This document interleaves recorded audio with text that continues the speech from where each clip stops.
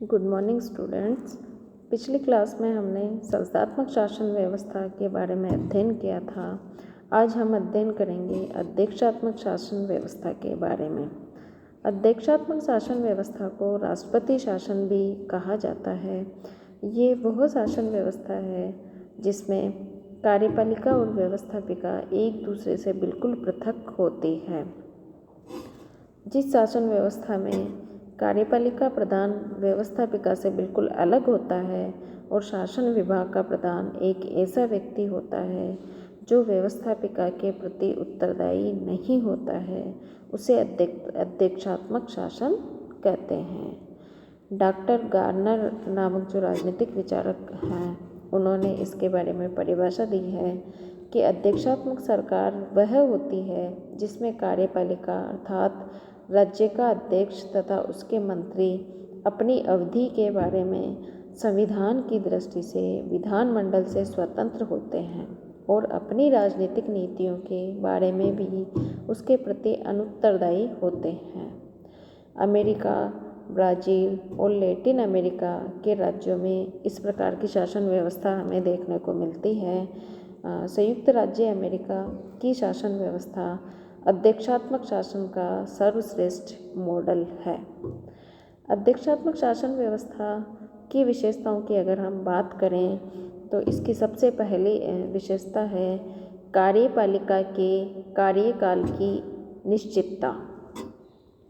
कार्यपालिका के प्रधान का निर्वाचन एक निश्चित समय के लिए किया जाता है अध्यक्षात्मक शासन व्यवस्था में, और उसे केवल महाभियोग के द्वारा ही अपने पद से हटाया जा सकता है, अन्यथा इसका प्रधान कभी भी अपने पद से हटाया नहीं जा सकता। दूसरी इसकी विशेषता है कार्यपालिका और व्यवस्थापिका एक दूसरे से पृथक। ये शासन व्यवस्था मोंटेस्क्यू के शक्ति पृथक्करण सिद्धांत पर आधारित है और इसके अंतर्गत कार्यपालिका तथा व्यवस्थापिका एक दूसरे से स्वतंत्र रहती है। व्यवस्थापिका और कार्यपालिका एक दूसरे के कार्यों में किसी भी प्रकार का हस्तक्षेप नहीं करती। तीसरी इसकी विशेषता है नाम मात्र की और वास्तविक कार्यपालिका अलग अलग नहीं। इस शासन व्यवस्था में संस्थात्मक शासन के समान नाम मात्र की और वास्तविक कार्यपालिका का भेद नहीं होता है। राष्ट्रपति जो देश का वैधानिक प्रधान होता है, उसी के द्वारा कार्यपालिका शक्तियों का प्रयोग किया जाता है। अब हम बात करेंगे अध्यक्षात्मक शासन के गुणों की। अध्यक्षात्मक शासन व्यवस्था में कुछ गुण पाए जाते हैं। इसमें सबसे पहला है शासन में स्थायित्व। इस शासन व्यवस्था में कार्यपालिका का प्रधान एक निश्चित समय के लिए चुना जाता है। व्यवस्थापिका का निर्माण भी एक निश्चित समय के लिए होता है और इस अवधि के पूर्व दोनों में से किसी को भी नहीं हटाया जा सकता। इस व्यवस्था के अंतर्गत शासन में स्थायित्व होने के कारण दीर्घकालीन योजना बनाकर ठीक प्रकार से प्रशासनिक कार्य किए जा सकते हैं। दूसरा इसका शासन व्यवस्था का गुण है असाधारण परिस्थितियों के लिए उपयुक्त। अध्यक्षात्मक शासन में एक ही व्यक्ति के हाथों में समस्त शक्तियों का जो केंद्रीकरण होता है, उसके परिणाम स्वरूप संकट काल में ये पद्धति बहुत उपयुक्त साबित होती है और ऐसे असाधारण अवसरों पर राष्ट्रपति शीघ्र ही प्रभावशाली कार्यवाही कर संकट का सफलतापूर्वक सामना कर सकता है। तीसरा इसका गुण है दलबंदी की बुराइयां कम। इस अध्यक्षात्मक शासन व्यवस्था में राजनीतिक दल होते हैं, परंतु ये दल केवल कार्यपालिका प्रधान अर्थात राष्ट्रपति के निर्वाचन के समय ही सक्रिय रहते हैं। बाकी समय पर ये सक्रिय नहीं रहते हैं और कार्यपालिका प्रधान का कार्यकाल निश्चित होने के कारण कार्यपालिका प्रधान चुनाव हो जाने के बाद दलबंदी की भावना से बिल्कुल पृथक होकर वो शासन करता है। तो इस तरह से हम कह सकते हैं कि संस्थात्मक शासन व्यवस्था की अपेक्षा इस शासन व्यवस्था में दलबंदी की बुराइयां कम हो जाती है।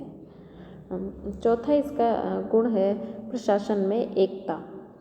इस शासन व्यवस्था में संपूर्ण शासन शक्ति एक ही व्यक्ति के हाथ में निहित होती है और इस व्यक्ति के कार्यों को व्यवस्थापिका की स्वीकृति की भी आवश्यकता नहीं होती है और प्रशासनिक एकता के परिणाम स्वरूप शासन बहुत अधिक शक्तिशाली रूप में कार्य कर सकता है। पांचवा इसका गुण है शासन में कुशलता। अध्यक्षात्मक शासन में कार्यपालिका व्यवस्थापिका से स्वतंत्र होने के कारण अधिक शासन एवं स्वतंत्रता के साथ प्रशासनिक कार्य कर सकती है। मंत्री लोगों को व्यवस्थापिका के कार्यों में भाग लेने और लोकप्रिय होने के लिए समय खर्च नहीं करना पड़ता, इसीलिए वे अपनी समस्त शक्ति और समय का उपयोग अपने शासन कार्य में कर सकते हैं। तो इस तरह से शासन में कुशलता पाई जाती है अध्यक्षात्मक शासन व्यवस्था में। छठा इसका गुण है शक्ति पृथक्करण का सिद्धांत का पालन। शक्ति पृथक्करण सिद्धांत को अपनाए जाने के कारण ही अमेरिका में अध्यक्षात्मक शासन प्रणाली की व्यवस्था की गई है। यहाँ पर व्यवस्थापिका, कार्यपालिका और न्यायपालिका तीनों एक दूसरे से बिल्कुल पृथक होती है। सातवां इसका गुण है बहुदलीय प्रणाली के लिए अत्यंत उपयुक्त। जिस देश में बहुदलीय प्रणाली हो वहाँ संसदीय पद्धति में सरकार बहुत जल्दी बदलती रहती है और प्रजातंत्र सफलतापूर्वक कार्य नहीं कर पाता। बहुदलीय प्रणाली में तो लोकतंत्रीय शासन का अध्यक्षात्मक रूप ही सफलतापूर्वक कार्य कर सकता है। इसका अंतिम गुण है योग्यतम व्यक्तियों के मंत्रिमंडल का निर्माण संभव। संसदात्मक शासन के अंतर्गत मंत्री परिषद का निर्माण करने में प्रधानमंत्री को अनेक बातें ध्यान में रखनी पड़ती है और सामान्यतया होता ऐसा है कि वह केवल अपने राजनीतिक दल के सदस्यों को ही मंत्रिमंडल में सम्मिलित कर सकता है, जबकि अध्यक्षात्मक शासन के अंतर्गत राष्ट्रपति जिन किन्हीं योग्य व्यक्तियों को मंत्री परिषद में सम्मिलित करना चाहे वो सम्मिलित कर सकता है और इस तरह से एक योग्य मंत्रिमंडल का निर्माण उसके द्वारा किया जा सकता है। अब हम बात करेंगे अध्यक्षात्मक शासन के दोष के बारे में। तो अध्यक्षात्मक शासन के प्रमुख दोष निम्नलिखित कहे जा सकते हैं, जिसमें सबसे पहला है परिवर्तनशीलता का अभाव। इस शासन व्यवस्था में व्यवस्थापिका और कार्यपालिका प्रधान का चुनाव एक निश्चित समय के लिए किया जाता है और इस निश्चित अवधि के पूर्व दोनों में से किसी को भी उसके पद से नहीं हटाया जा सकता। यदि इस अवधि के बीच कुछ ऐसी परिस्थितियां उत्पन्न हो जाए जिनके कारण शासन में परिवर्तन करना आवश्यक हो तो ऐसा करना संभव नहीं हो पाता है। इसके विपरीत संसदात्मक शासन में आवश्यकता अनुसार परिवर्तन किए जा सकते हैं। दूसरा इसका दोष है उत्तरदायित्व की अवहेलना। व्यवस्थापिका और कार्यपालिका दोनों स्वतंत्र रूप से कार्य करते हैं अध्यक्षात्मक शासन व्यवस्था में, और यदि प्रशासन में कोई बुराई उत्पन्न हो जाती है तो इसके लिए व्यवस्थापिका कार्यपालिका और कार्यपालिका व्यवस्थापिका को उत्तरदायी ठहराती है। इस प्रकार दोनों विभागों में एक दूसरे पर उत्तरदायित्व डालने की प्रवृत्ति रहती है और इस उत्तरदायित्व की इस अवहेलना से राज्य के हितों को हानि पहुंचती है। तीसरा इसका दोष है व्यवस्थापिका और कार्यपालिका में सहयोग का अभाव। अध्यक्षात्मक शासन व्यवस्था का प्रमुख दोष व्यवस्थापिका और कार्यपालिका में सहयोग और सामंजस्य का अभाव है। प्राणी शरीर के समान ही प्रशासन में एक प्रकार की आंगिक एकता पाई जाती है और प्रशासन कार्य ठीक प्रकार से करने के लिए विभाग में सहयोग होना अत्यंत आवश्यक है। अध्यक्षात्मक शासन में तो अनेक बार सरकार के इन दो विभागों में सहयोग के स्थान पर परस्पर उग्र विरोध दिखाई देता है, जो शासन के लिए अत्यंत हानिकारक होता है। चौथा इसका दोष है निरंकुशता की आशंका। इस शासन के अंतर्गत कार्यपालिका प्रधान का कार्यकाल निश्चित होता है और एक बार निर्वाचित हो जाने के पश्चात राष्ट्रपति न तो जनता के और न ही जनता द्वारा निर्वाचित प्रतिनिधियों के नियंत्रण में रहता है। इस प्रकार राष्ट्रपति मनमाने तरीके से कार्य करते हुए निरंकुशता की प्रवृत्ति को अपना सकता है।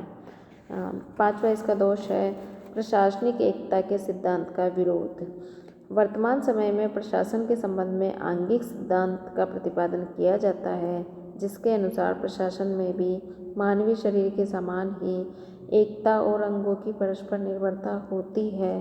लेकिन अध्यक्षात्मक शासन इस सिद्धांत के विरुद्ध है, क्योंकि इसके अंतर्गत व्यवस्थापिका और कार्यपालिका एक दूसरे से संबंध नहीं रखती है। इसका अंतिम दोष हम इस तरह से कह सकते हैं कि राजनीतिक शिक्षा का अभाव। संस्थात्मक शासन में जनता राजनीति में एक तरह से भाग लेती रहती है।